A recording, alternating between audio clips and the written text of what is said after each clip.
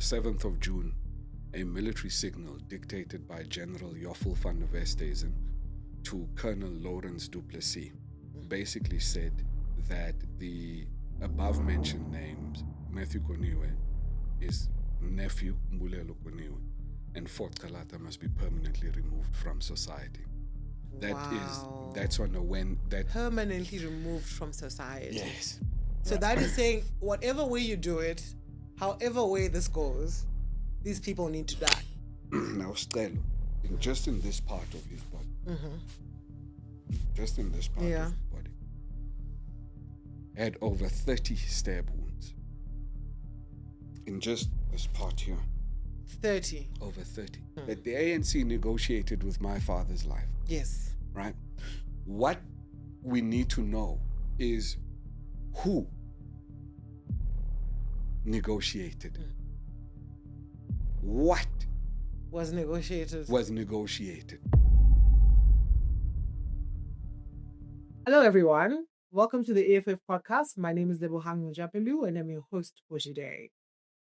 On the 27th of June in 1985, the Cradock Four were murdered.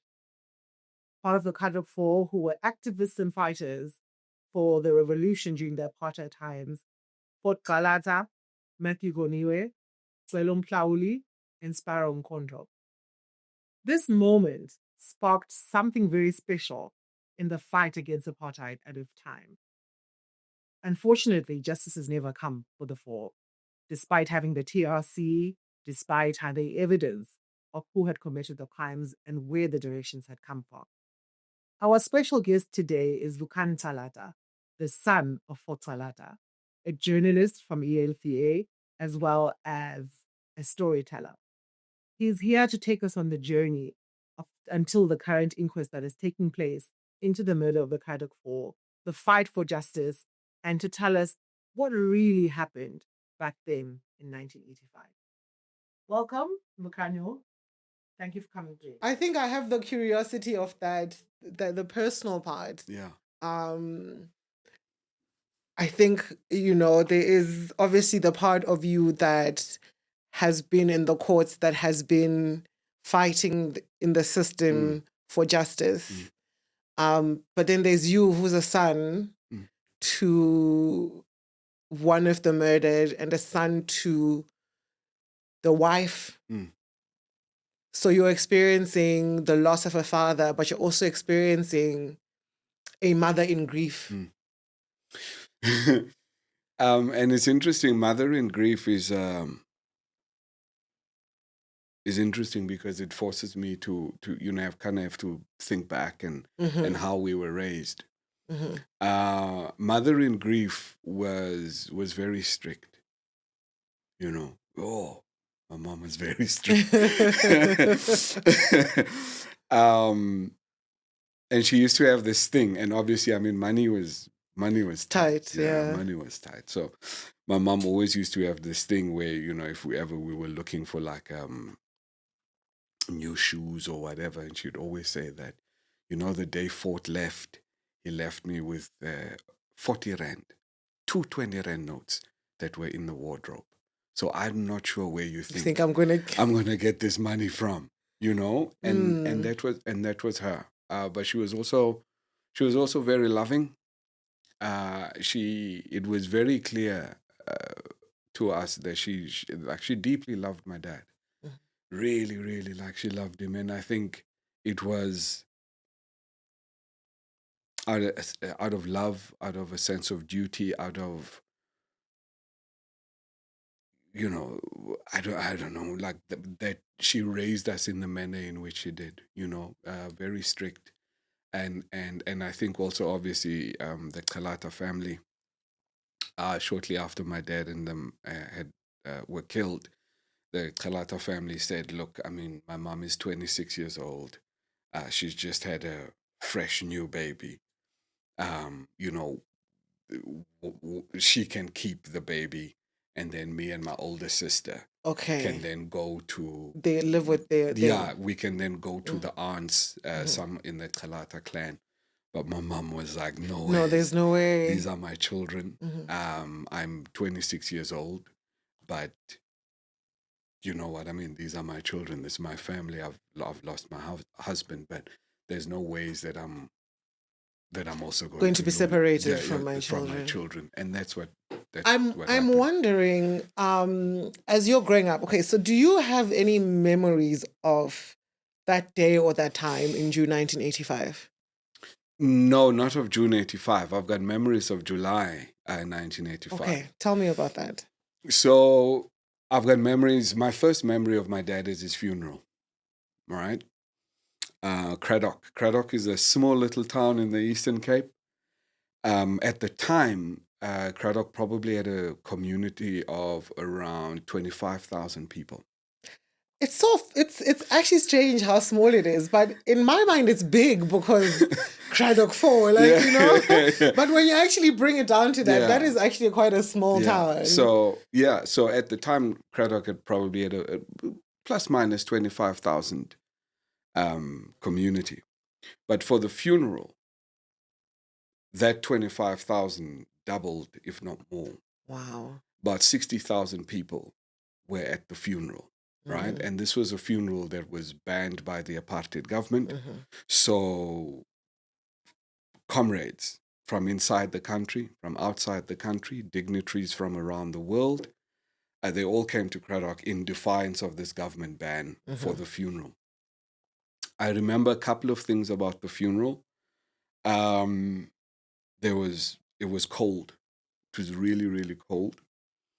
My mother cried the whole time.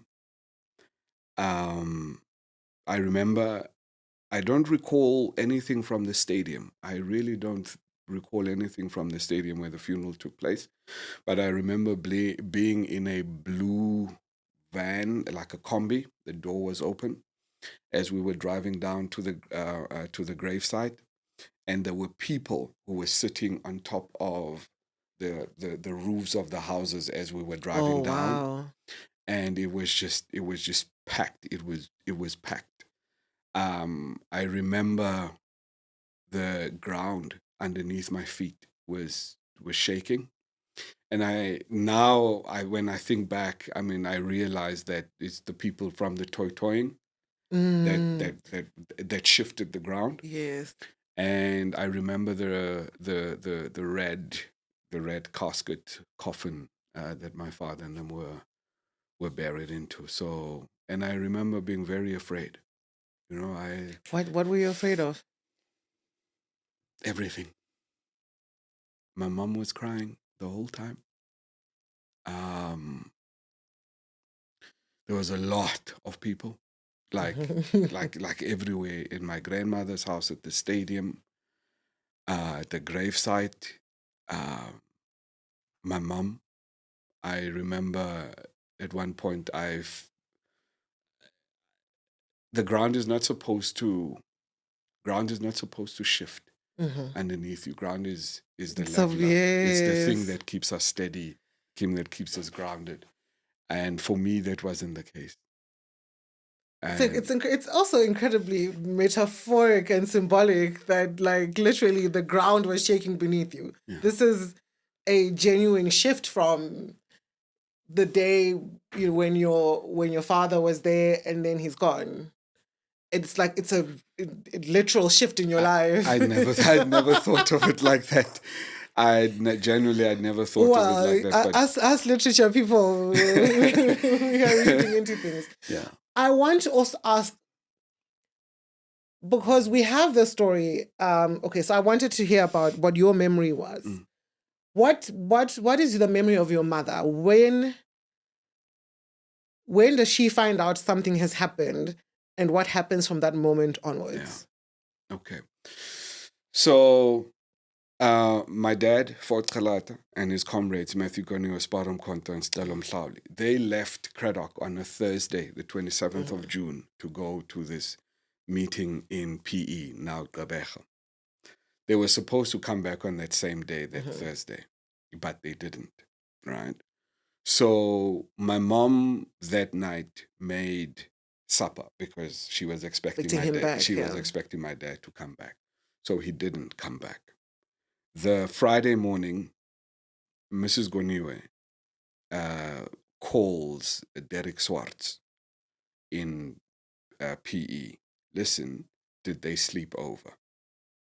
No, they didn't. They left last night. Immediately that then's like, okay, but they didn't come home. So that then sets alarm bells ringing, right?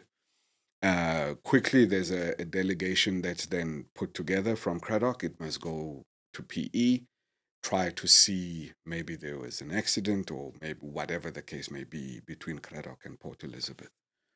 They go. Still at that point, nothing much. Obviously, my mom by this time is freaking out because my dad hasn't called to say, look, we whatever, nothing's happening. The newspaper comes out. Oh, sorry, the Friday afternoon, journalists and the team from Cradock meet up with a team from the UDF in PE. They then go on a search. They find the car, Honda Ballard, right? So that Honda, the picture of that Honda is then on the front page of the Herald newspaper, the Saturday, the 29th. And my sister, because both of my parents at that point were unemployed, my father had been fired as a teacher.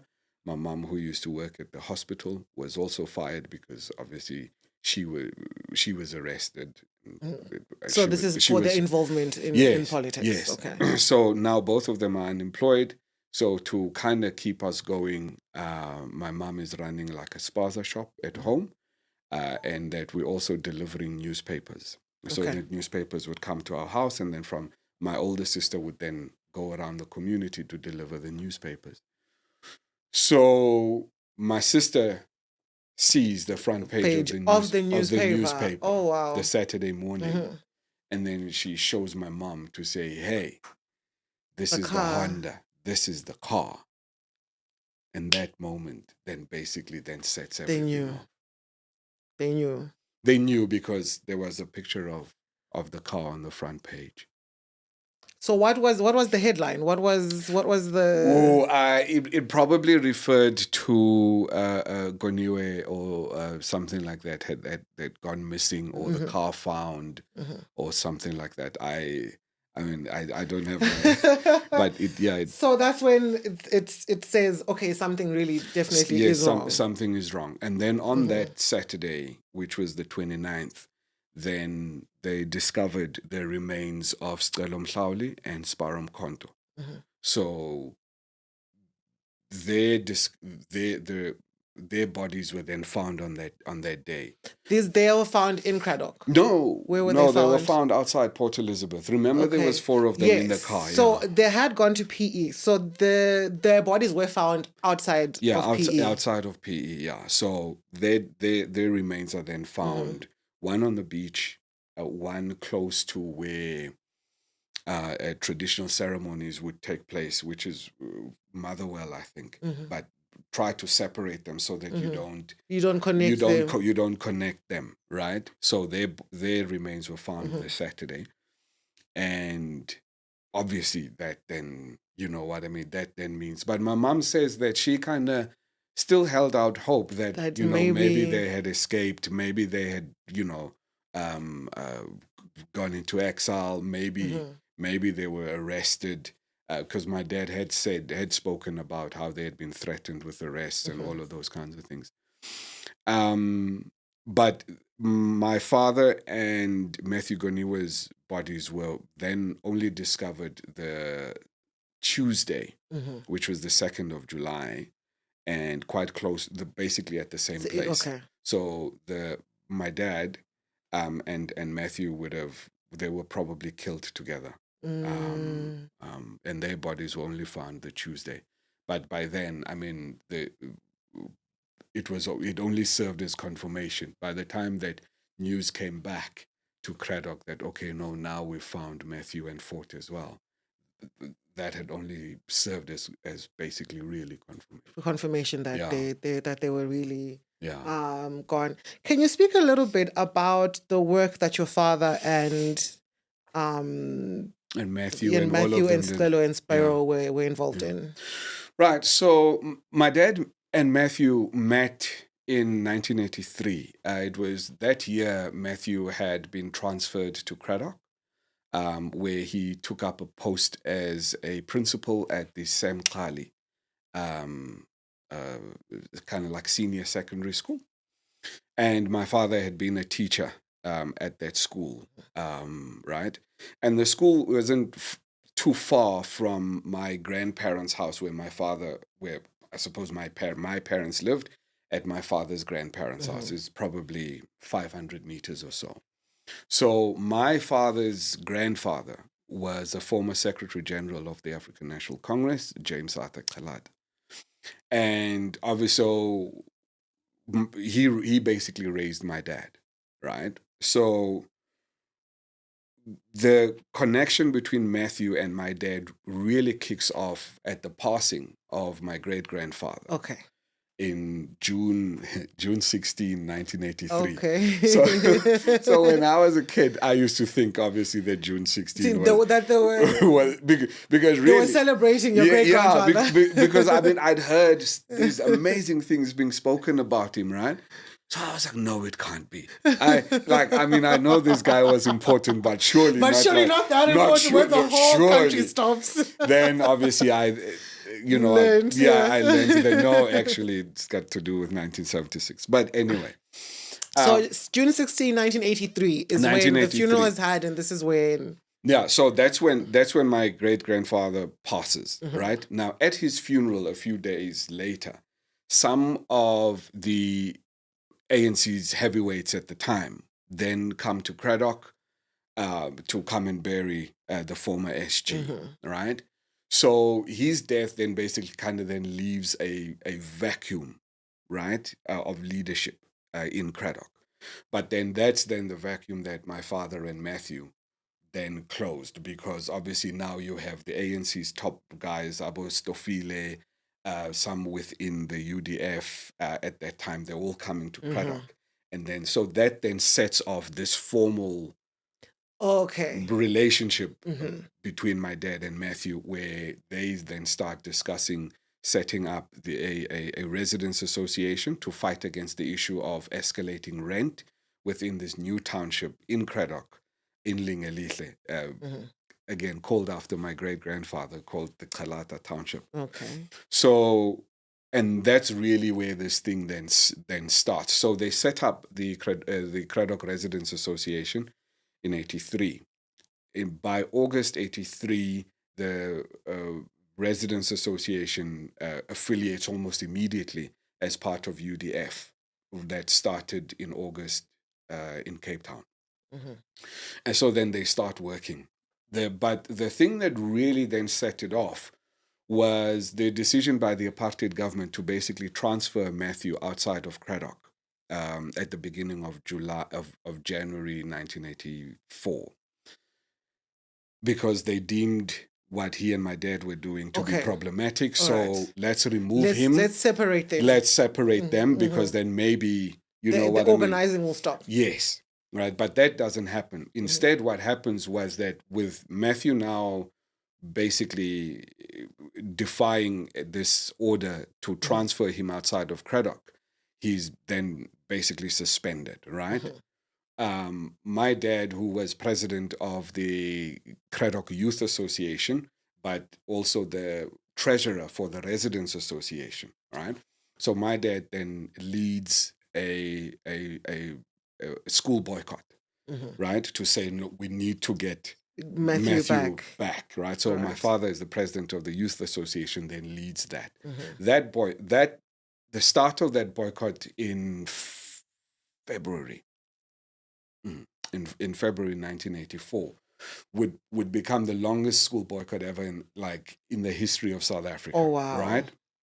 So now, so if you've got young youth who are not at school, but then what ends up happening is that they ended up engaging almost on a daily basis in violence with the police. Okay. Right, like. Every day. Every single day was because a standoff. Yes, because they're not at school. Yes. So right? So they're going to be in the streets. Yes, right? And there's violence every day. Yes. There's an incident, for instance, where the youth and the Kradoya leadership, they're in a church holding a meeting.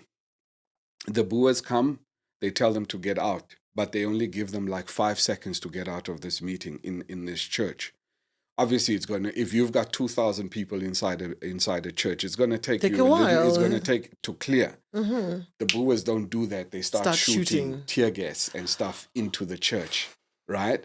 So what then happens is that you can't expect those guys that were inside the church to then come out and be peaceful. So they come out and it's violence against them, right? So these are the kinds of skirmishes that happened every day. Every single day. Every single day. And this is for a period of how long? So my dad, Matthew, Mbule Lukhanyo, and my daughter Jacobs are then, again, so they're now seen as almost like the ringleaders, right?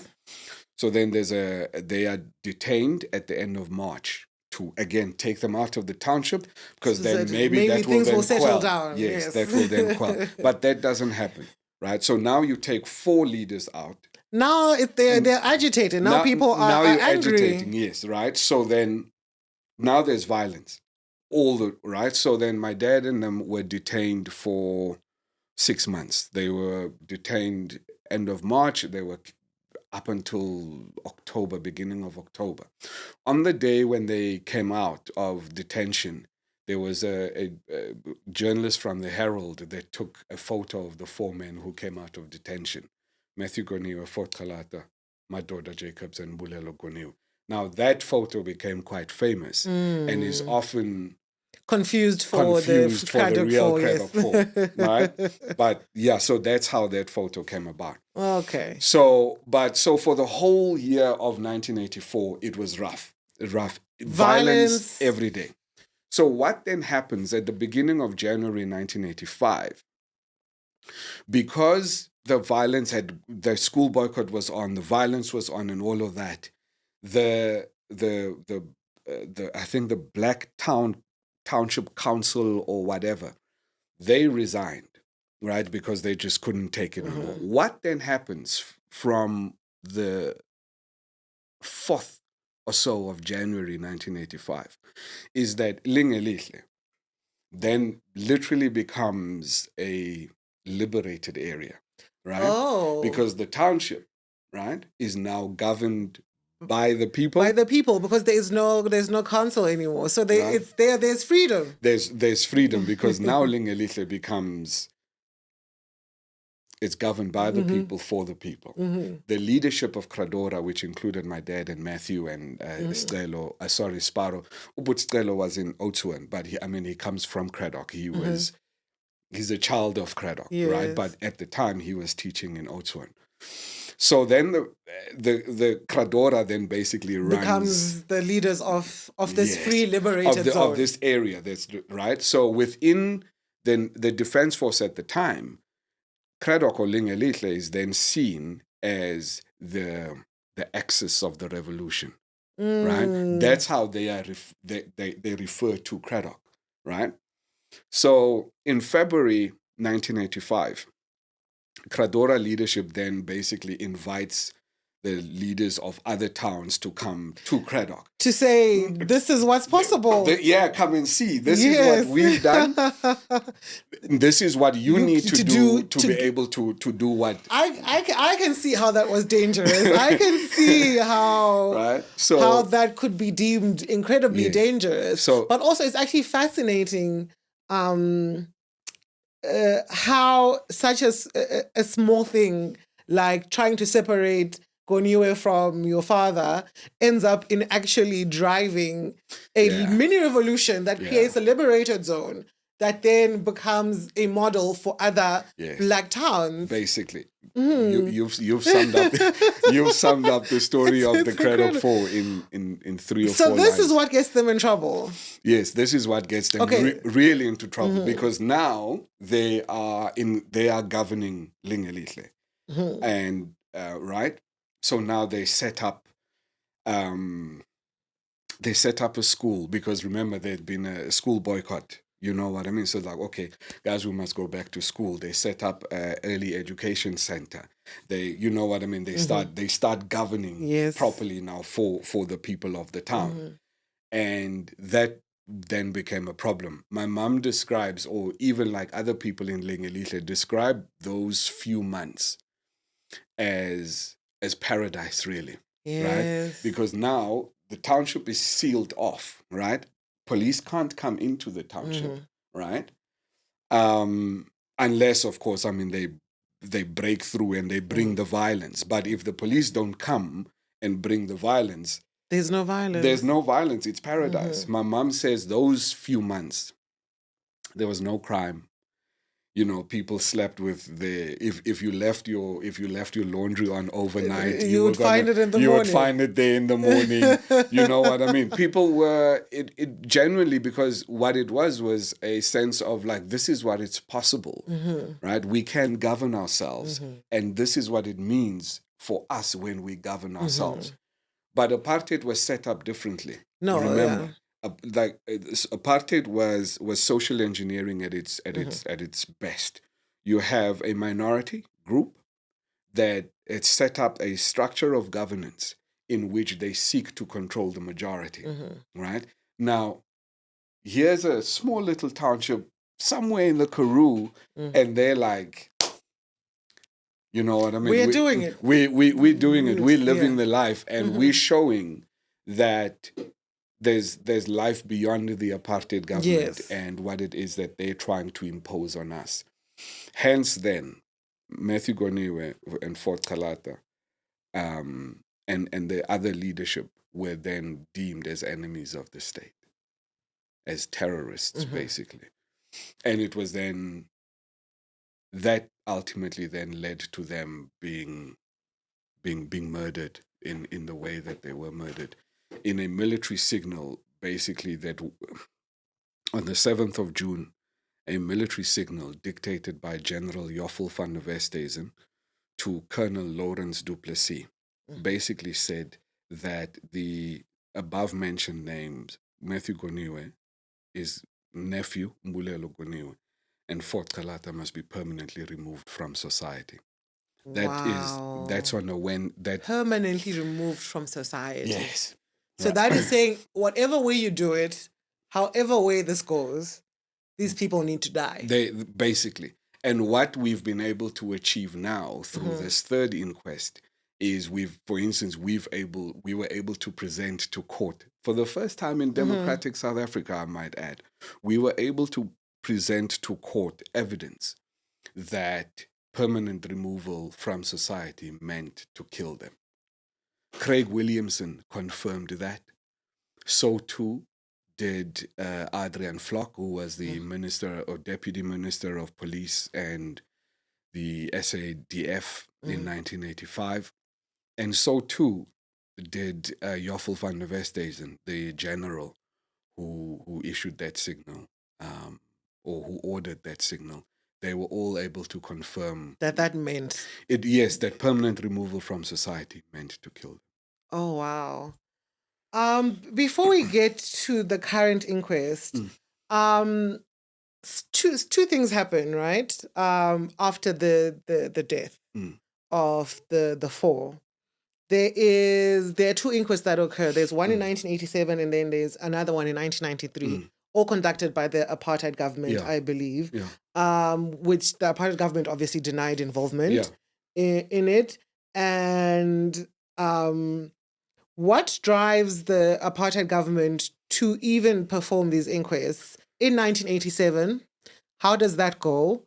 Why is there a second one in 1993, and how does that go? Okay. So before we get to the second inquest, can I just state that on the afternoon of the Craddock Force funeral, the government, because 60,000 people had defied the travel ban, right? The government then declares a partial state of emergency, right? This was the first state of emergency to be declared inside South Africa since Sharpeville in 1960, right? So there is I mean, 60,000 people is a lot, defying a government ban. So there is an effect. There is definitely a very clear effect of the death of these four people. Yes. none clearer than for the first time, again, since Sharpeville, the flag of the South African Communist Party was raised in the country. For the first time in 25 years, the flag of the SACP was hoisted inside the country. And similarly, the flag of the African National Congress, right? So that then, and I mean, if you understand PW and FW and all of that, I think that red communist flag must have just gone messed with it. Yeah. So then they declared the state of emergency, and lots of people were arrested on that day. That state of emergency was extended in 1986, about a year later, which then became a national state of emergency. Now, for people slightly older than us, they would always tell us that, I remember that day. Yes. You know, I came from your dad's funeral. We were stopped just outside Cookhouse or, you know, Bedford and all of that. And I was arrested and I spent 4 years in jail. You know what I mean? No, seriously. So it was a proper crackdown on any kind of organizing, any kind of expression of liberation, any kind of... Which means, I mean, this is the 80s, so it's generally things are on the rise. Things are on the rise. And I think even with states of emergency and all of that's happening, there's also an increase in organizing and in political action. No, there is. So then the murders of the Cradock Four and the funeral of the Cradock Four then kind of becomes a turning point, you know, like a pivot, because there was life before Cradock Four funeral, and there was life after. And those two things are very different, right? So then after, in 87, then follows the first inquest. Now, obviously, because people died, there had to be some kind of inquiry into how these people died, right? So that first inquest, which we found out this year, was conducted entirely in Afrikaans. Right? So my mom, my mother speaks Afrikaans, but the other four mothers did not speak Afrikaans, right? So you can imagine that they are sitting there and they're all saying, "No, Mande, what are they saying now?" Right? And then my mother has to try and translate, but my mom doesn't translate what exactly is happening. So she's giving a summary of like, this is what's happening. Because again, they're speaking legal Afrikaans, and legal Afrikaans is not easy. It's not the same as just, right? So, but ultimately, that inquest then finds that basically no one could be held accountable, or no one could be blamed for if it was murders. held in Afrikaans. If it was held in Afrikaans, who was called to testify? And like, were people, even the witness, like, were there witnesses? Were people called to testify? And were they asked and questioned in Afrikaans? Yeah, I'm sure. Okay. But I mean, our mothers were not. They weren't witnesses to that. The state probably would have called only the state would come and testify in Afrikaans. Remember, what was happening at the time was it's the law, right? That there must be an inquiry into how someone died. But as to whether or not that process is fair, is judicial, you know what I mean? That's another thing. That's neither here nor there. There's, you know, ultimately, because what that inquest found was that no one could be held accountable or could be blamed for the murders of the Cradock Four. It was probably black on black violence. They said unknown assailants. Yes, right? So between Azapo and the UDF. Okay. Right? So it's black on black violence. So it is what it is, you know. Okay. They probably would, in Afrikaans, they probably, laat hy kaffers doodmaak or whatever, something like that, you know. So there was nothing that came from that. Then in 92, the same Colonel Lawrence du Plessis who wrote the military signal. Yes. So he then goes to Bantu Olomisa, General Bantu Olomisa. Yes, he was at the inquest recently. Yes. So Lawrence du Plessis then goes. So at this time, Bantu Olomisa is the leader of the Transkei. Yes. Which he took over militarily. Yes. Via a coup. Via a coup. Let's not forget. So this is the place. He's the leader of the Transkei. Du Plessis goes and confers with Holomisa. Yes. And then he gives Holomisa evidence. he gives Holomisa the military signal. This is in 1992. This in 1992. Yeah. So he gives Holomisa the military signal. This is what was sent, and this is what was actioned in the murdering of these people. Of the Cradock Four, yes, right? So Holomisa then obviously recognizes what this thing is. He calls two people. One of them is Uzwelake Sisulu, who at the time is the editor of the New Nation newspaper. Okay. And the other is Madiba. Nelson Mandela, yes. Right. So that's what it does. He leaks the signal to the press. Obviously, then the press then runs with it because now this is proof that ultimately the apartheid government had hit squads in which they were killing black leaders, right? So Madiba then uses that and the signal to firstly get the National Party government back to the table at CODESA. At CODESA, this is negotiations time. Yes, because now he has proof to say, but now we've got proof that you guys are running these death squads and you're killing our people, right? So with that evidence is able to, as part of it, be able to reopen the negotiations, but also then forces de Klerk's hand in, because now there's new evidence that's come up that must then go towards a new inquest in trying to determine what happened to the Cradock Four. Yeah. Right. So then there's another inquest. So in 87, the families were represented by Arthur Chaskelson, who would become the first Chief Justice. Yes, I was about to be like that name. Yeah, but Chaskelson can't do the 93 inquest because by then, basically Madiba had already kind of tapped him that he would lead the Supreme... so then it just would not court. Look... Yeah, right? So by then, Chaskelson is already working towards the establishment of the Constitutional Court. So he then asked George Bizos to then represent the families. So Bizos then leads, is our family advocate in the second inquest, led by Judge Neville Zitzman. So Zitzman does a thorough process, right? But it's still under apartheid, right?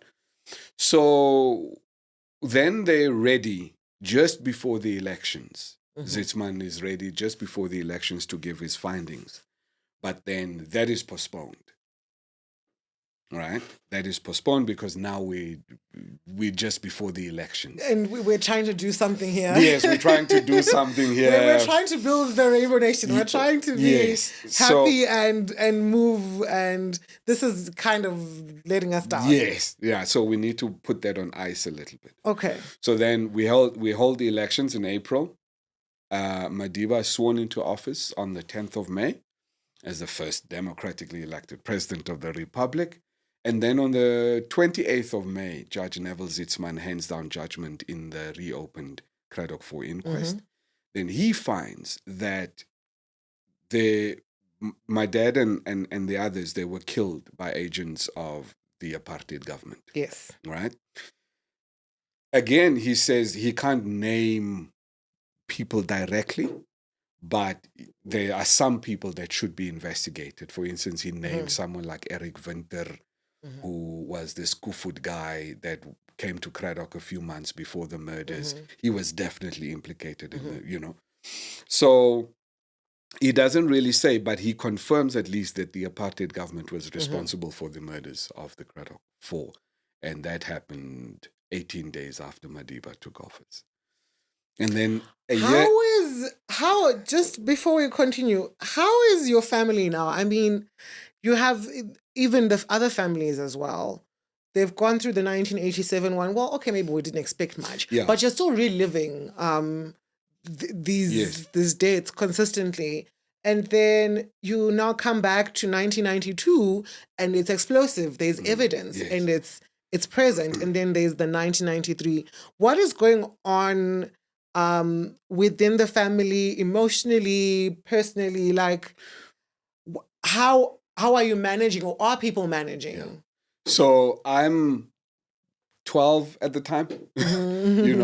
My older sister, Dorothy, is 6 years older than me. So she was, 18. My younger sister was like 8 or so. So my mom is doing the trips to PE for the inquest. When she's in PE, we have to go and live with her mother in the colored area of Cradock called Mechosdal. So we then kind of grew up living in those two worlds, right? So I speak Afrikaans. Okay. Praat Afrikaans baie mooi. Okay, So, I hear you. yeah. So going to school in a colored area, but living in the township, right? So living in those two worlds. Teachers at school, did you watch the news last night? Did you see, what did they say? So again, by then it had already kind of sparked my interest in journalism, you know what I mean? Because I was like, okay, storytelling, television, those kinds of things. Rough time for my mom and them because, again, they feel like they're closer to an answer to the truth around what happened to their husbands and our fathers. But again, also, they feel like we're a step closer because if the ANC, and it looked like the ANC would take power in 90, right? And then that when they take power, justice is going to come. Yes, justice is going to come, right? So, so that's where we were, 93, 94. So there's hope, there's excitement. Yes, of course. We have evidence. This is Madiba's coming into power. He knows about it personally. This is our time. No, this is our time. So Madiba comes into office 94. On the 4th of June, I'll never forget this day, 4th of June, 1985, Madiba comes to Cradock, right? And he goes to lay a wreath at the Cradock 4 graves. Couple of things happened on that day. We had a brief opportunity to meet him, of course. He asked me a question, what do I want to be when I grow up? I said, hey, I want to be a journalist. Okay, look at you. Yeah. And then he asked me, do I know what journalists do? I said, yeah, of course, journalists tell people stories, And he said, well, they do that too. But the first job of a journalist is to protect democracy. So I'm 12. I had no idea what this guy means at the time. I do now. But, so on the day when he was in Cradock, he also spoke and said something that, like the Cradock 4, they were the real heroes of the struggle. And obviously something like that resonated with a young boy like me. Of course. You know what I mean? Because, here's Madiba saying my father was a hero, And then a few days thereafter, a few weeks thereafter, he then signed the promotion of national unity. Yeah, promotion of National Unity and Reconciliation Act. He signs where the TRC is established. Yes, which then sets up the TRC. Right, that he signed that in August 95, and then the next year the TRC. And my mom and them were amongst the first to obviously then testify at the TRC in East London in April 96. Okay. So by this time in 1996, they are approached. Are they approached at this stage to... Because, the TRC had said, come, people should come, whatever. Yeah. So they come forward. We have this thing that happened to us. It was a crime. Yes. Our partners... Yes. So they go and they testify, and then obviously part of the National Reconciliation Act was around amnesty, yes, right, which then set up the TRC and the amnesty committee of the TRC. So in 96, my mom and them testified. Nothing happens in 97 really. Then in 98. Is when some people will approach and say we are applying for amnesty for the murders of the Cradock 4. Yes. Right? So then that process then happens. Yes. Right? So at this point, we have, it's former police officers. Yes, 6 of them. Yes. Yes. There's Duplessis, Eric Taylor, Snyman, Jans van Rensburg, Lotz, Van Zyl, and de Kock. So where does de Kock come in? So de Kock applied for amnesty too, but de Kock for his role in the Cradock 4 murders, but de Kock said that he was brought in basically as a sweeper. because now the guys that had committed that act, so de Kock then comes in as a consultant, basically, in terms of, okay, boys, this is how you do. Where's the gun? Throw that in the sea. This here, do this with it. Because, I mean, he's most the experienced guy. He's been doing this. Okay. And he comes to consult and basically so he's like a secondary person in this thing. No, de Kock so is a secondary. So what do the 6 police officers say about the Craddock 4? So they basically admitted their roles. For instance, Eric Taylor admitted that he's the one that he killed my dad, right? He killed Fort. Gerardus Lotz admitted that he killed Matthew, right? But Taylor says that he hit my father with like an iron object or something, like behind his neck, and then he fell. And then when he then fell, he got 3 black officers that were part of that crew to then stab him, right? So after they then stabbed my father, they found that he had remember my mom was pregnant at the time. And I'm not sure if you've got kids, but if you were pregnant, there's something called water retention that women go through. And then that makes their joints and stuff swell. So my mom had then taken off a wedding ring and she had given it to my dad. So I suppose when they were killing him and they saw the wedding ring and knew that he could possibly be identified. So then they tried to take it off. They probably couldn't. So the next best thing was basically to then just cut off his finger. Yeah, that's what they did. I'm sure my father was the kind of guy that spoke a lot, So I suppose as part of that also, maybe after he had died or whatever, but to maybe say, yeah, you talk a lot or whatever the case was, they also pulled his tongue out of his mouth. That was a symbolic thing on their part. Right. And then obviously all of their bodies were burnt and they put petrol or something on them and then they burnt Set them bodies on fire. Yeah, you're right, so that they can't be identified. For instance, Struggle Stalwart, I found out, right, in my research and doing all of so this part of your body without your arms and your neck, I suppose, so just this part, it's called your trunk. Now, Struggle, just in this part of his body, just in this part of his body, had over 30 stab wounds. In just this part here. 30. Over 30. Now, let's be merciful and say that he was probably dead after the second or the third. Why then continue? Yes. You know what I mean? There was a gentleman in Craddock. He passed away, he once said that because he went to go and identify the bodies once the bodies were found, he once said that he could see the hate in the remains. Bodies. Yeah. In what these people did to these bodies. Yeah. There was just pure hate. It wasn't simply a mission to end their lives. Yeah. It was a mission to inflict as much pain as possible. Yeah.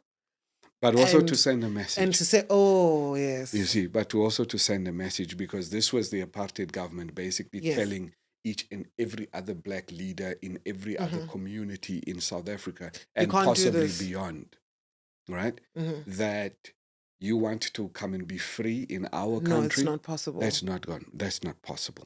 So this is what we're going to do to you, right? And then once we've done this to you, we are going to get away with it. We are going to kill the hope you have for freedom. Yeah. Through these. Yeah. So look at them and know that this could be your fate too if you try and trifle with us. To the point where they can pull out your tongue to show you that. Yeah. And that's what they did. So these guys then come to the TRC in 1998 and they testify and they tell the truth to some extent. The problem was they then failed to reveal who gave them the instructions, gave them their orders to kill. So how are they failing to do this But I mean, Du Plessis has. Yes, but I mean, the military signal now is already a thing. It's old. It's 5 years old. It's been in the discussion for 5 years. But these guys, remember, they're all still alive. They're still. The networks are still operating. So what we needed to go beyond. I mean, what did we need to know about the military signal from these police officers? Yes, because remember, so who gave you your orders? Okay. To be able to do this. All so right. now, yes, we've got the foot soldiers, right? But now... And we have the message. Yes, we've got the message, but now we need to go up the chain of command.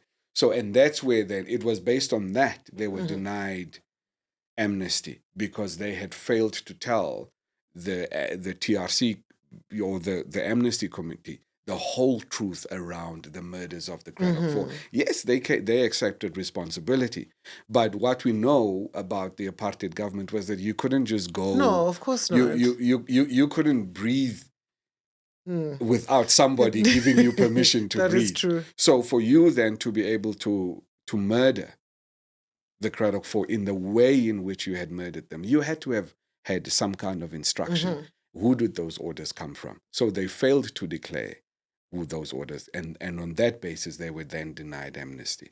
Now, as part of the TRC Act was that if you denied amnesty, right, prosecution is the next step. Must follow. Yes. Right? And then, now, from 98 onwards, we are sitting there. You are waiting. Yes, we're waiting. Because remember now, my family's history within the African National Congress dates back to 1930. Yes, with your great-grandfather. With my great-grandfather. The first Secretary General. Right. So as soon as, basically. So as soon as he joined the ANC in 1930, he was elected president of the ANC in the Cape. 6 years later, he was then elected Secretary General, a position he holds for 13 years. When he doesn't stand for re-election in 1949, he's replaced by Walter Sisulu as the National Secretary General and Z.K. Matthews as the president of the ANC in the Cape, right? So there's a lineage, a direct lineage, royalty to a certain extent. I appreciate that. But that's my family's history with the African National Congress. So now the ANC is in charge.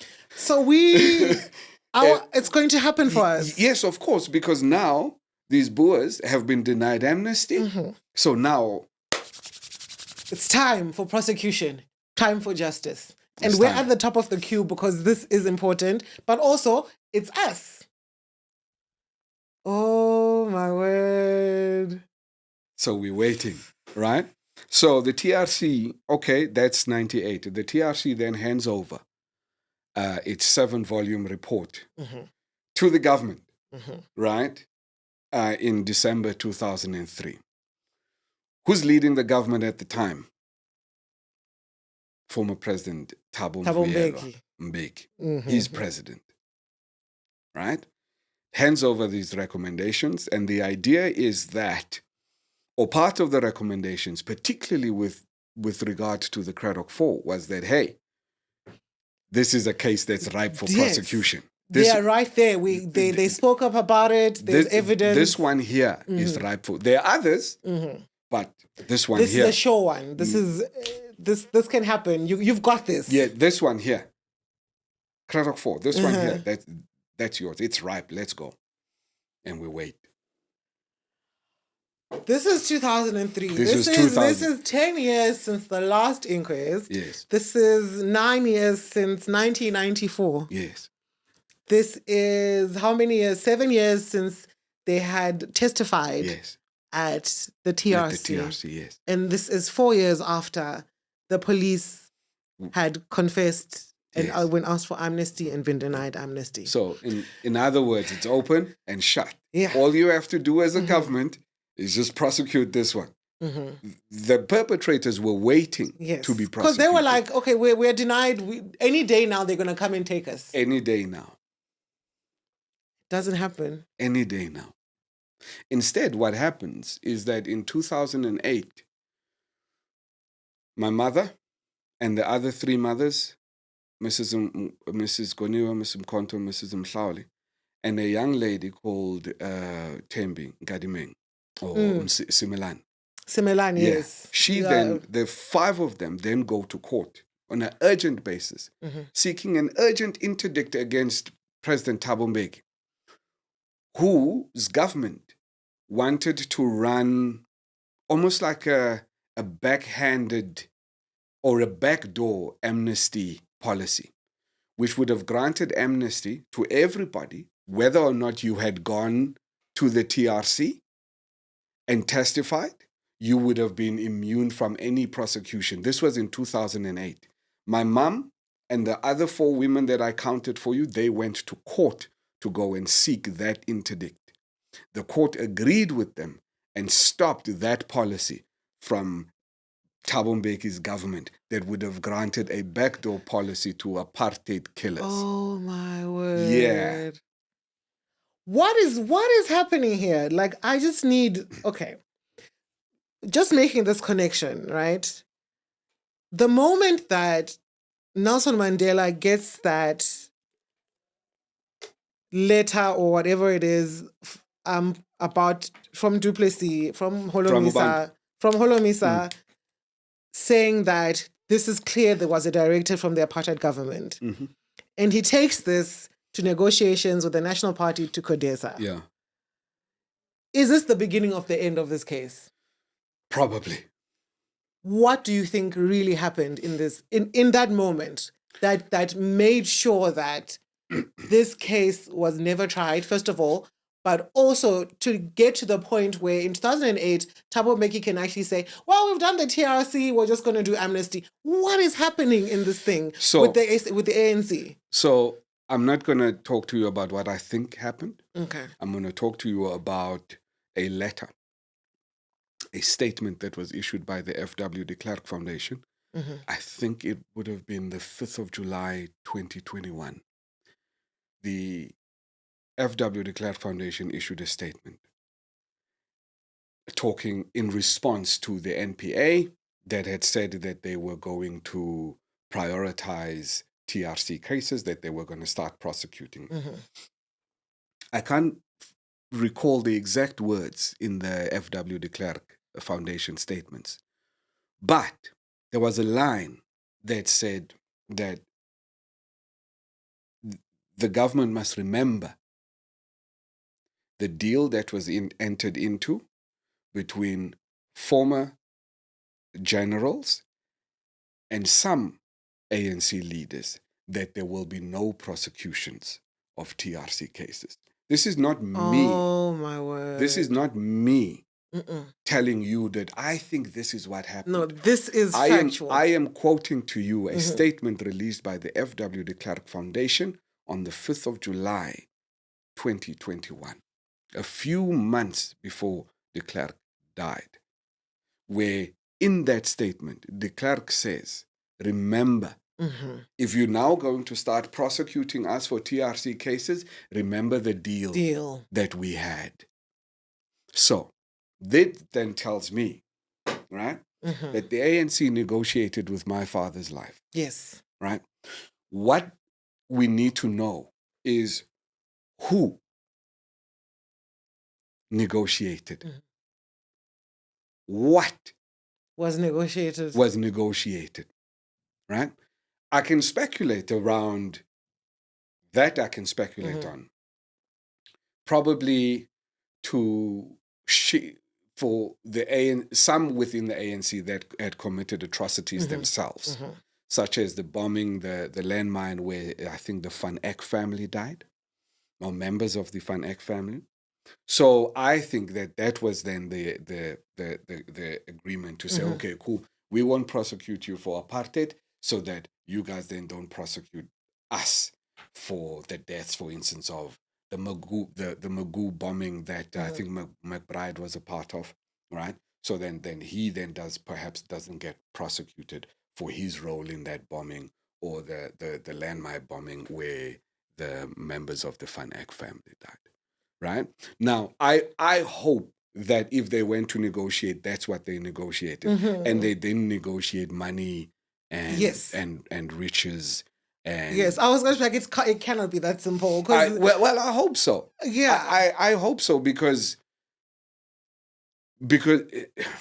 yeah, let me not. Because what else it could be is it would be a very difficult thing. Yeah, but that's the reality. So the ANC basically sold out my father and his comrades. Oh wow! So at this point, we are. How does that feel for your family and the other families involved? What? The idea that they used these dates. How do you think it makes us feel?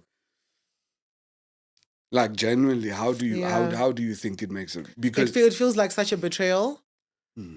It feels like they also really sent you on a wild goose chase, knowing the whole time that they were never going to bring justice. They knew for a long time that they were never going to. Yeah. But they allowed you and continued to use your families. Yeah. And brought you to the TRC even though they knew that nothing was ever going to happen. Right. So they did not just use the dates, they continued to use the story and your family. Yeah, because you see, because we don't matter to the ANC, right? Fort Calata sacrifice, the sacrifice of Gaspar Mkhonto, Struggle Stalwart, Matthew Goniwe. I can go on. Those don't matter, because if they did matter, then my father's killers would have been prosecuted as early as 2004. Indeed. We would have had a real sense of justice. But that failed. No? But then my father died for a particular ideal. He wanted to see South Africa a particular way. Has the ANC created the kind of society for which my father died for? My father was a teacher. Matthew Goniwe was a teacher. Struggle Stalwart was a teacher. So 3 out of the Craddock 4 were teachers. Look at the state of education, of public education in this country today, right? If you look at that, there's no justice to us as the families, but also there's no, the society for which they died for has still not been materialized or realized. So not only have they failed us on the personal, personal, but they've also failed us on the ideal for which my father died for. So it's not just a betrayal in the sense of betrayal because they denied us as the families justice, but it's 2 betrayals because also they failed to create the society that those people that they died for, that they were killed for, right. That they actually envisioned and carried out. Yes. And there was a model for it. Yes. They created a model for it. There was. And Craddock and Lingelile, there was a model for it. Yes, which we lived. Right? Yeah. So it's actually a double betrayal if you think about it. Oof. So we are going back to 2008. There's an interdict. Yeah. When do you now begin the fight individually to get justice? I mean, I'm saying as the families of the 4, you guys embark on your now own journey in order to get justice. So remember that had been there the whole time. You know, it had been there the whole time. Me personally, because I think by 2009, towards the end of 2009, you could kind of see, but like this thing doesn't happen. It's not happening. It's not happening. It's not happening. So in early 2010, I think in February, I decide, no, man, I must pick this thing up. I speak to... At this point, you have realized your dream of being a journalist. By 2010, by 2010, I had I'd worked for ETV News. I was a television news reporter for them. I left there. I was hired by a radio station in Cape Town as the news editor. I had, so I was hired by this radio station as the news editor. I had worked for a company as a documentary filmmaker, as a director. I had done some. Yes. I had done some stuff by 2010. I was with a company called Oryx Media at the time, or just after my stint with Oryx, where I had worked as a documentary filmmaker, and then I got some money. I was speaking to a colleague of mine who then says, listen, we're doing a series for the SABC, a series of short documentary films. And I was like, listen, I'm dying to make like a film about the Craddock Four. Yeah. She literally only had like 36,000 rand. I said, I'll take it. Right? I hired a car, hired a camera. And then I had two friends of mine who kindly agreed, like, listen, if you need to go to Craddock, we'll come and shoot this thing and whatever. We went to Craddock. I had a meeting with 3 of the 4 mothers, and then where I basically asked them for permission for me to start following up and trying to get some justice for my dad. They kindly agreed. In that meeting that was recorded, Mrs. Goniwe said to me, but you didn't have to ask for permission. So I said, no, well. And then she said, well, she was glad that I did because this is unfinished business. And that's what I called my film. Unfinished business. Yes, so the first kind of like independent film that I made was called Unfinished Business. It then aired on SABC later that year, but that's really then the beginning, the start for me on my personal quest to basically then pursue justice for my dad. And this is in 2000. This is 2010. 2010. This is 2010. I think I was 28. I think I was 28 at the time. Yeah. And then, man, it was that process is a process on its own. And then I tried to pursue things a little bit, try to move it along each year. But then it really took off, I think, with in 2016. I published a letter, right? There was some shenanigans happening at the SABC at the time. And then I published a letter around issues of censorship and stuff at the SABC. That thing goes viral, right? And then me and 7 other colleagues, we then get fired. Oh, my word. And then we become known as the SABC 8. Oh, wow. Look at that. Yeah, so the irony. Oh, wow. So, but that that thing, like, it really catapulted my pursuit of justice to a different level. All right. Because now I had a national platform, right? And I remember a couple of weeks after we were fired, we were outside. No, we were just suspended, not fired yet, just suspended. And we were protesting outside the SABC. And then these 2 white ladies came to me, and they, at a picket, and then they wanted to talk to me about writing a book. I said, listen. This is my focus right now. I said, listen, I'm busy now. See there's my wife. Go speak to her.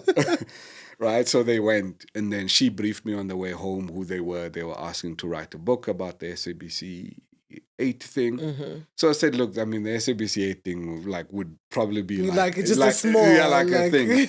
But then we proposed to say, look, can I write? Yeah, we'll use the SABC as an entry point.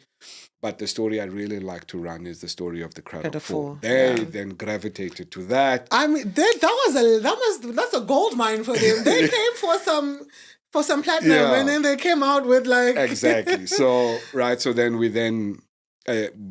they agreed for to help us publish a book.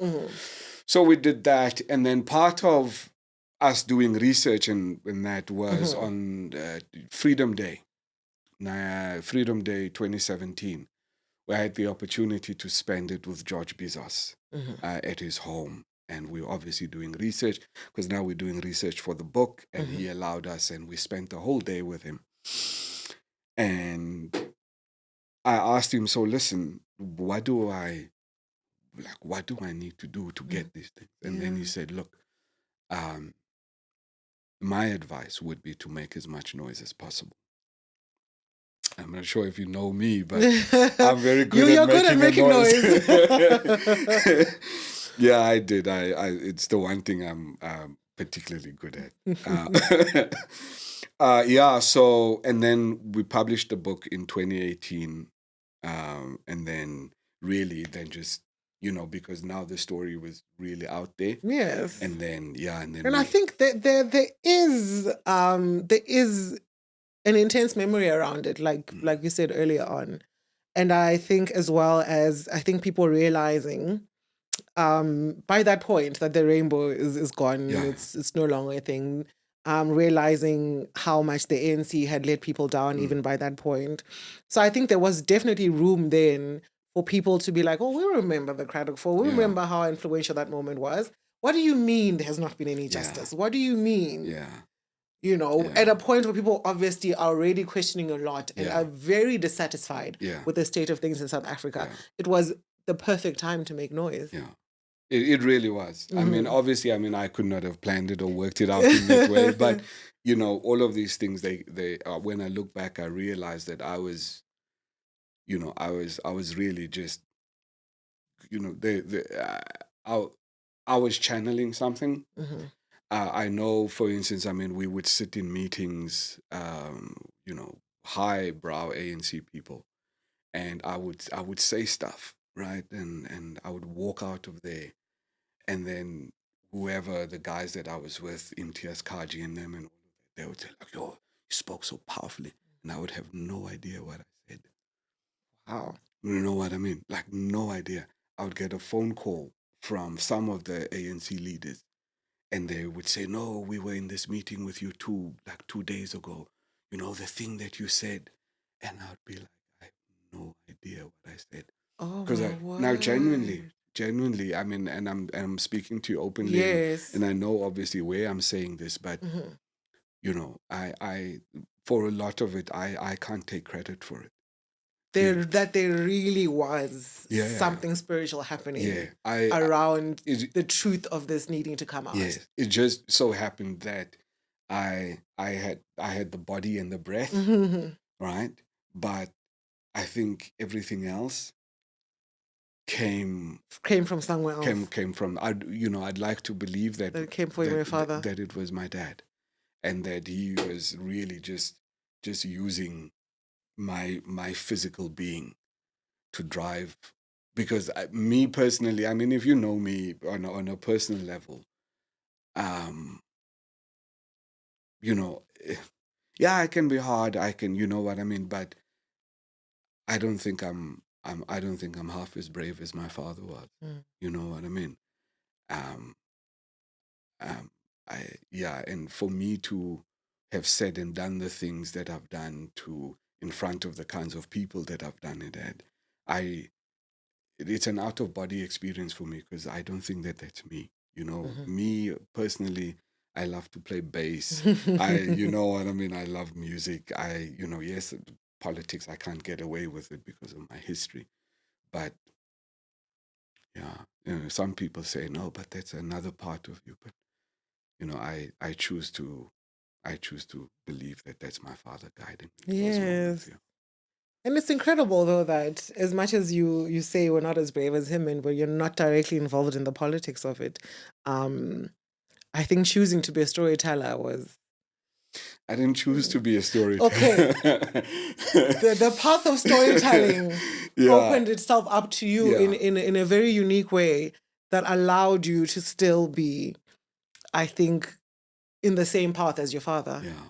Yeah. And I'm grateful for that. I'm grateful for that. But can I just say one thing now that we are talking about my dad? in this way that we're talking about him. EFF President Julius Malema said some very hurtful things about me at the closing of the National People's Assembly last year. Mm-hmm. I don't mind him saying those things about me personally. Mm-hmm. I'm a journalist. I work in modern day South Africa, so I'm okay with the criticism that comes with being a journalist. Yes. If Mr. Malema had said those things and he had directed those things at Lukhanyo, it's fair game, right? But he stood on that platform and he spoke about Calata. Now, to me, Calata is my father. Is your dad, yes. Right? Calata is my great-grandfather and my ancestry. He spoke about Calata. Fine, he's entitled to his opinion in terms of how I was running the politics department at Newsroom Africa at the time. He's completely and utterly entitled to that because that's his opinion. But Mr. Malema said something that the reason why I had changed or I had started doing things in the wrong way or in a manner that he was not pleased with was because I accepted people's money or I chowed money. Now that was wrong of him. I've worked as a journalist. I earned my first salary as a journalist in 2002. Right? I can open myself up to an audit that stretches back to 2002. Yeah. The only salary that I've ever received or money that's gone into my account, right? My salary and the stokvel money that I do with my family, my wife, my mom, and my two sisters, and I think one of my aunts. That's the only money that's ever gone into my account. So I'd like to use this platform here of the EFF to deny what Mr. Malema said about me, that I took money from any or that I chowed people money. If he's got proof, he must give that proof to the EFF supporters. If he doesn't have proof, me, I'm fair game because of the job that I do. But he must not lie about me. He must not make up lies about me. One day, I hope to have the opportunity to speak to him in person, where I will tell him that. And I hope you get the opportunity to do that. I hope so too. He's heard the message as well. So I think the next stage is going to be a conversation between the two of you. But thank you for feeling free and open to be able to express yourself in that way. Thank you. You're very welcome here and we're happy to have you. So thank you. Just to go back to, we are now in an inquest. Yes. Currently. Yes. You made enough noise. You made enough noise to get what is currently happening now this year. Yeah. Which is an inquest into the death of the Cradock Fort. Yeah. Tell me what led to this and what the journey has been so far. Oof. Journey's been rough. Look, I mean, we've had to withstand a lot of opposition and hurdles and obstacles that were thrown to us. From a murder docket that went missing inside the headquarters of the National Prosecuting Authority. Which docket? The original murder docket of the Cradock Fort went missing inside the offices of the NPA. We're told that the acting national director, Nomgcobo Jiba, came and sent someone to go and ask for the murder docket when she was acting in that position. It was handed to her and it was never seen again. Oh, my word. Right? That's fine. I then tried to go and lay a charge of a theft of a murder docket. I was still living in Cape Town at the time. The police in Cape Town would not let me open a case in Cape Town. So then the lawyers had to write to the National Police Commissioner and to the National Minister of Police. It was only after their intervention when we were then allowed to open a case about a missing docket. But we could only open that case in Silverton. Now, I'm living in Cape Town, right? So I told my lawyers, look, I'm not going to get on an aeroplane, fly to Joburg, drive to Silverton, go open a case. Can't you do this? They said, yeah, no, they can. But I needed to do all of my affidavits and everything in Cape Town, send those up. And that's how we then got the case reopened. Which then meant that once the case was reopened, it then meant that the murder docket had to then be reconstructed, right? And then that process then started. While the murder docket was being reconstructed, we then lodged a case against the NPA in which we tried to compel them to make a decision, a prosecutorial, are they going to prosecute or are they not going to? So that took a little bit of time. But eventually, we got them to agree because at the time, people were still alive, right? And we wanted prosecutions. We wanted pushing hard for them. In 2023, the last suspect, a guy called Hermanus Baron Duplessis, died.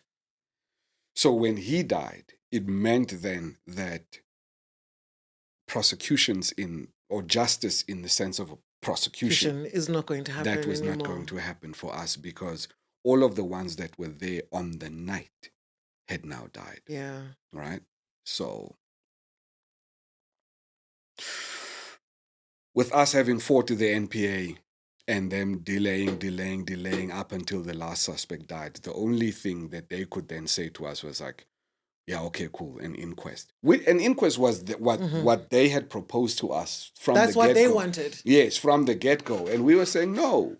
We need a prosecution. No, it's an open case. Yes, there are still people alive, so we should still be prosecuted. Yes. But once the last suspect died, then they were like, inquest. So at that point, we've got nothing left. So you took the inquest. Other than an inquest.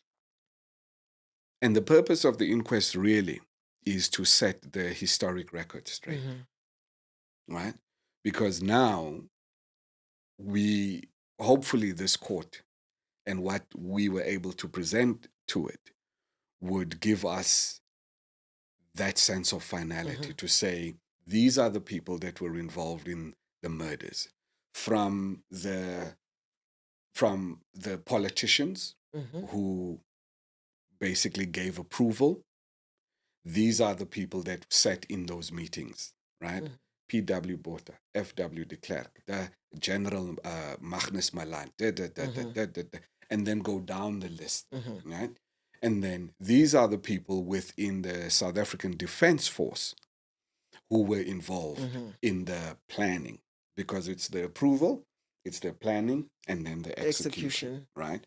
So now, and then it will give us those names, and then the execution we already have, right? Because that historic record is so important, so that none of the grandchildren or children of any one of them can deny the role that their fathers and grandfathers played in killing in the murders of the Craddock, right? So that we can then do away with this apartheid denialism that exists. Yes, definitely. Right?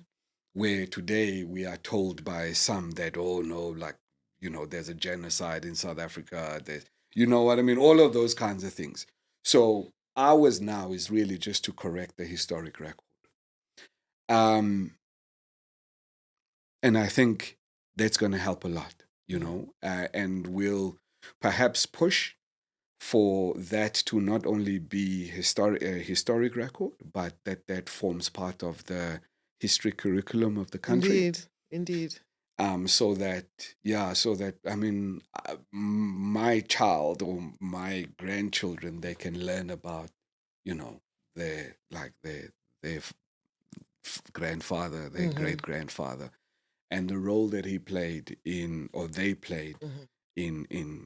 getting South Africa to a point where being black is no longer a crime. So at this stage, what has happened in the inquest? Like, who has been brought forward? Who has testified?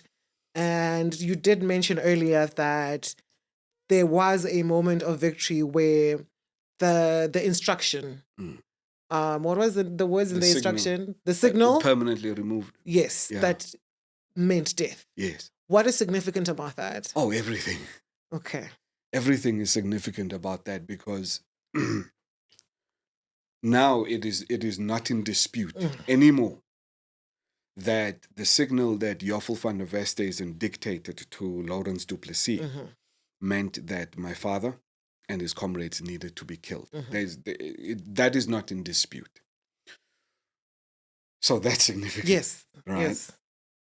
It's significant also that for the first time ever, Joffel van der Westhuizen came to court in a democratic South Africa, right, where our lawyer posed questions to him about what he meant when he wrote that. He said, right?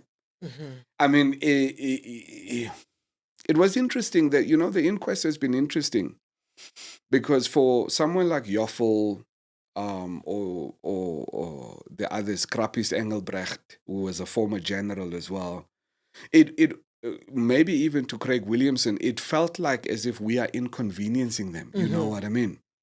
But they had to come to court either way, right? And be asked questions that they don't want to answer. Krappies Engelbrecht, he said, I emphatically deny probably more than he took breaths during his testimony. Wow. Everything I emphatically deny.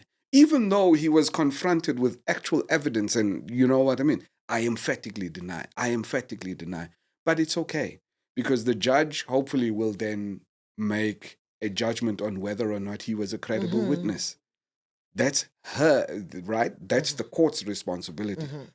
Joffel van der Westhuizen, imagine, he's now, 89 or so. So he was 49 when he ordered my father's killing. So for 40 years, Joffel probably thought, nothing's going to happen to me. Nothing. You know what I mean? He's okay. He doesn't have to worry and about lived quite a beautiful long life. Oh, yeah. But we were there. You know what I mean? He came to court. We held him accountable. And we're hoping that the court will find that he must be prosecuted, at least for conspiracy to murder. Yes. At least for conspiracy. At the least for conspiracy to murder. And if that's the court finding, trust me, if the court hands down judgment on a Monday, I'm with the NPA on Tuesday. I'm with the NPA you on Tuesday. You are there to say, can you prosecute? Can you? Because now file charges. Yes, because now I want to know how quickly that can be done. If the court hands down judgment on a Friday, I promise you that Monday morning, you're on it. I'm there. So that's really the inquest and the significance thereof. So who else right now? So you've mentioned. So Joffel van der Westhuizen, we had a former general, Krappies Engelbrecht, Craig Williamson, who was the notorious spy. Yes. Eugene de Kock was meant to come, but he fell sick. Let's just leave it at he fell sick. Yeah, he fell sick. And then we had Sam de Beer, who was a former education minister. He wasn't necessarily involved, but what de Beer's testimony proved was that there were basically there were parallel systems happening within the apartheid government, right? But that the security cluster basically had final say over what happens. Sam de Beer is Deputy Minister of Education, Black Education. He says that he wanted to reinstate Matthew, possibly my dad, because my dad by then had also been fired.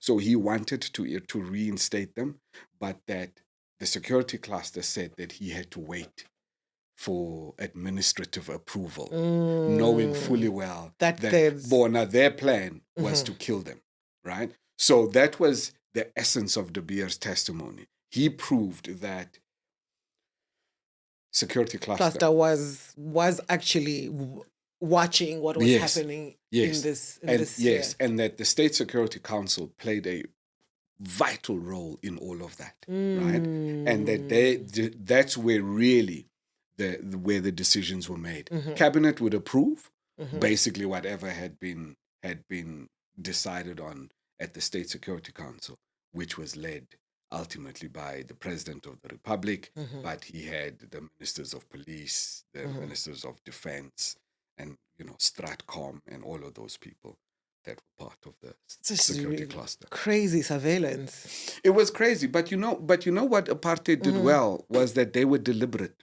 Yes, very much. In everything that they did, they were deliberate, which is something that we have failed to be. That we're failing on, right? We're not being deliberate in dismantling apartheid. We're not being deliberate in building the kind of society for which my father and so many others died for, right? We think that, oh no, these things are going to happen by themselves. But naturally fall away, not understanding the amount of work and effort was put into creating them. Yes. These are not things that you... Yes. Besides the fact that a lot of the structures that they created, the ANC simply came in and inserted themselves into a lot of it. Yeah. And this is my disappointment with the ANC because they took over the office and then failed to redesign the office and what the office is meant to do. They just took over the office. You can't develop a state from a system that was not created to do so. Yeah, right? So exactly. So because that system was never designed for us. It was designed to keep us out. Right? Entirely. But then the ANC then comes into office, right? And then it perpetuates that system. Remember earlier I said to you that Black lives don't matter. They still don't matter. They still don't matter. Because we didn't get justice for Fort in 1985. We didn't get justice for Fort in 1994. We didn't get justice for Fort in 2005. And we still don't have justice for Fort in 2025. Right? Which meant then that whatever the apartheid government had started, the ANC government has continued with that. They'll say that, oh no, but we've done this, we've done this, we've done this. The reality of it is, if you look at the reconstruction and development program and the kinds of houses that the RDP program built for our people, and you compare those kinds of houses to the kinds of houses that the apartheid government was building in 1983, the difference of that is what? Right? The ANC had really made a difference. When they all came into power in 1994, they would have taken over Acacia Park in Cape Town and all where the MPs live, and I forgot the other one. But the Acacia Park, the way that thing is structured, that is a perfect kind of model for community development. So if you wanted to then develop a model, it was there. The blueprint of it was right there. It was. All you then had to do is then replicate that model around. But Bona, that's not the model that they replicated. No, that's not it. Right? It's not a model for them. No, it isn't. Right? If you go and if you look at RDP houses, you know that they. So I'm a perfectionist. I like things to be right to my own detriment, but right. But even if you look at RDP houses, they're not built in a structured way. You know what I mean? There's no delineation to say, okay, cool, guys, we're going to run from there to that side. All of the houses are going to be like this. The school is going to be here. Right? It's just it's like building a machochombe. But this time instead of building them with those corrugated iron, you're now building them with brick and mortar. Yeah. Do you see what I mean? So it's those kinds of things where really they've just perpetuated. It actually is interesting having you here today to speak about something that happened to your father and 3 other people under the apartheid government in 1985. Earlier this year, we had a conversation about Marikana. Yeah. Where similarly the families and widows of those murdered at Marikana had to also fight and continuously fighting the government for justice and reparations. Not long after, I had the adult children of Feesmouth 4 from 2015 who were talking about their experience trying to fight for free education that still does not exist. Just that lineage on its own is mind-blowing. What's the difference between Sharpeville and Marikana? What, the black government? Interesting, isn't it? Yeah. Okay? It's interesting, isn't it? That's the only thing. That's the only difference. That's the only difference between those two. You still have a government that is using the state to go and control citizens against capital. You have a government, right, that turned guns and live ammunition on unarmed citizens who are protesting. Right? Whether they're protesting for 12,500 rand or whether they're protesting to burn a Dompas, yes, it doesn't matter.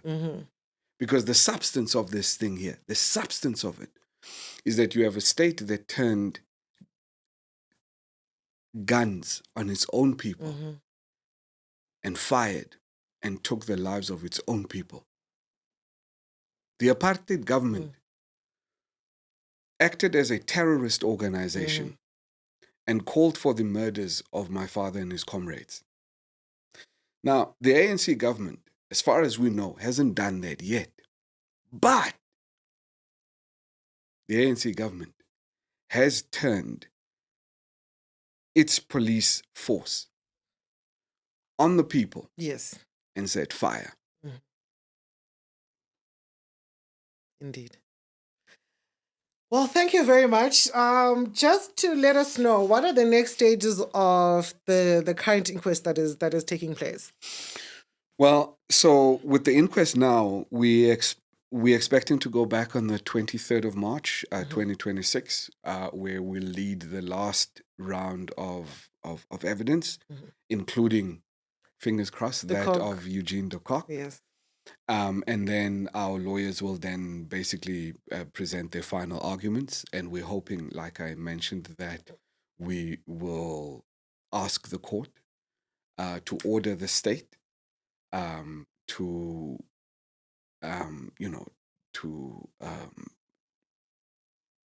prosecute Yoffel van der Westhuizen at the minimum for at least conspiracy to murder. If we can get murder, that would be great, but we'll take conspiracy. So we expect that to take place sometime in March 2026. And then final arguments shortly thereafter. And then for the judge to then hand down her findings on the inquest. It would be really nice if she could do it in June, because obviously it's a significant month for us. And it would, from an anniversary perspective, it would be nice to be able to go to my father's grave and say, we did it. We did. This has not been done. So. But again, the court runs on its own time. But we do wish you the best with that. Oh, thank you very much. I do hope it goes that way. Thank you very much. I appreciate that. Well, thank you very much for joining us. It was a very intense, funny, but also very informative interview. Thank you. And I think a very good education Thank you. for a lot of our viewers and South Africans out there. I think a lot of people just know the Craddock Four as people who fought, but like I think having your presence here to be able to relate it not just from a personal level, but to tell us the story has been incredible. Thank you very much for that. I appreciate that, and thank you for having me and for your interest in my dad's story. Thank you. All right. Thank you, ma'am.